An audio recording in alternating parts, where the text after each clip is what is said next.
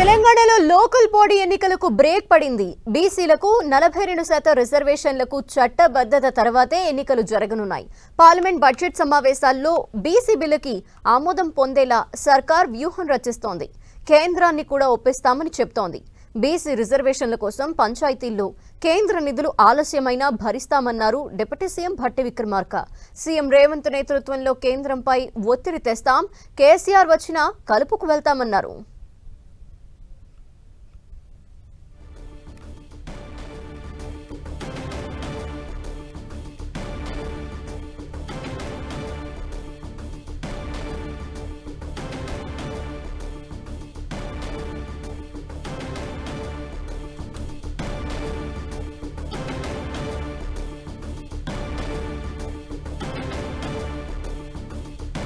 తెలంగాణలో local body ఎన్నికలకు break పడింది. బీసీలకు 42% రిజర్వేషన్లకు చట్టబద్ధత తర్వాతే ఎన్నికలు జరగనున్నాయి. అయితే పార్లమెంట్ బడ్జెట్ సమావేశాల్లో బీసీ బిల్లుకి ఆమోదం పొందేలా సర్కార్ వ్యూహం రచిస్తోంది. దీనికి సంబంధించిన డీటెయిల్స్ మా ప్రతినిధి కొండలు అందిస్తారు.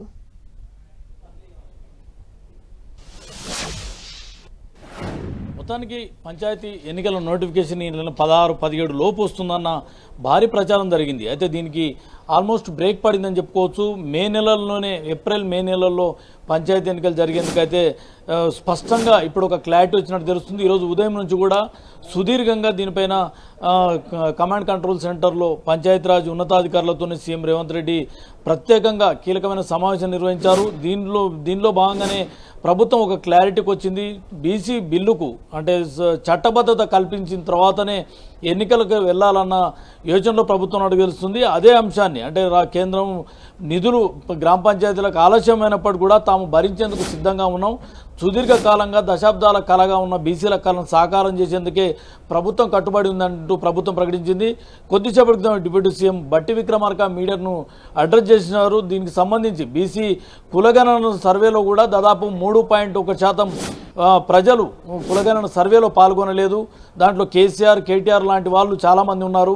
కాబట్టి వారందరూ కూడా మరోసారి సర్వేలో పాల్గొనేందుకు అవకాశం కల్పిస్తున్నాం. ఫిబ్రవరి 16 నుంచి 28 వరకు మళ్ళా సర్వేలో పాల్గొనే అవకాశం కల్పిస్తున్నామని చెప్తూనే ఇక దీనిపైన బీసీ కులగణనకు సంబంధించి బీసీలకు 42% చట్టబద్ధత కల్పించేందుకు అసెంబ్లీలో ప్రవేశపెడతాం. అదేవిధంగా ఈ బడ్జెట్ సమావేశాలనే అసెంబ్లీ ఆమోదం కూడా తీసుకుంటాం. అదే బిల్లును కేంద్రానికి పంపిస్తామని చెప్పడం జరిగింది. అంటే ఇదంతా చూస్తుంటే బీసీ బిల్లుకు చట్టబద్ధత తర్వాతనే పంచాయతీ ఎన్నికలు అన్నది తేటతెల్లమవుతుంది. అదే జరిగితే ఏప్రిల్ మే నెలలో జరిగే అవకాశం ఉంటుంది. ప్రభుత్వం అయితే పూర్తి స్థాయిలో బీసీ బిల్లుకు చట్టబద్ధత కోసం కేంద్రం జాతీయ స్థాయిలో కూడా ఒత్తిడి తీసుకొచ్చేందుకైతే ప్రభుత్వం సిద్ధమవుతుంది. సీఎం రేవంత్ రెడ్డి నేతృత్వంలో అవసరమైతే అఖిలపక్ష అన్ని పార్టీలను కలుపుకొని కేంద్రంపై ఒత్తిడి తీసుకొస్తాం.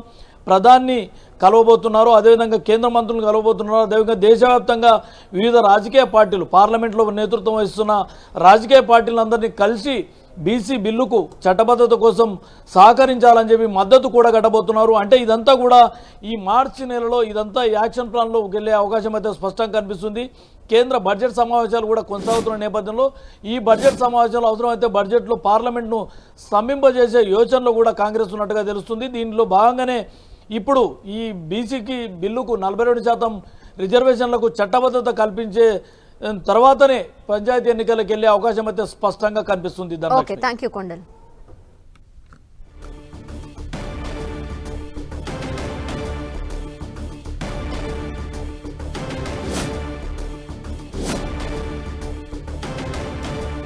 తెలంగాణలో స్థానిక సంస్థల ఎన్నికలకు బ్రేక్ పడింది. బీసీలకు 42% రిజర్వేషన్లకి చట్టబద్ధత కల్పించిన తర్వాతే ఎన్నికలకు వెళ్తామంటోంది తెలంగాణ గవర్నమెంట్. ఈ నేపథ్యంలో కలిసి వచ్చే వాళ్ళందరినీ కూడా కలుపుకొని వెళ్లడానికి సిద్ధంగా ఉన్నామని చెప్తున్నారు. మరోపక్క కేసీఆర్ వచ్చినా కూడా కలుపుకొని ఈ విషయానికి సంబంధించి కేంద్రంపై ఒత్తిడి తీసుకొచ్చేందుకు సిద్ధంగా ఉన్నామంటూ భట్టి తెలిపారు.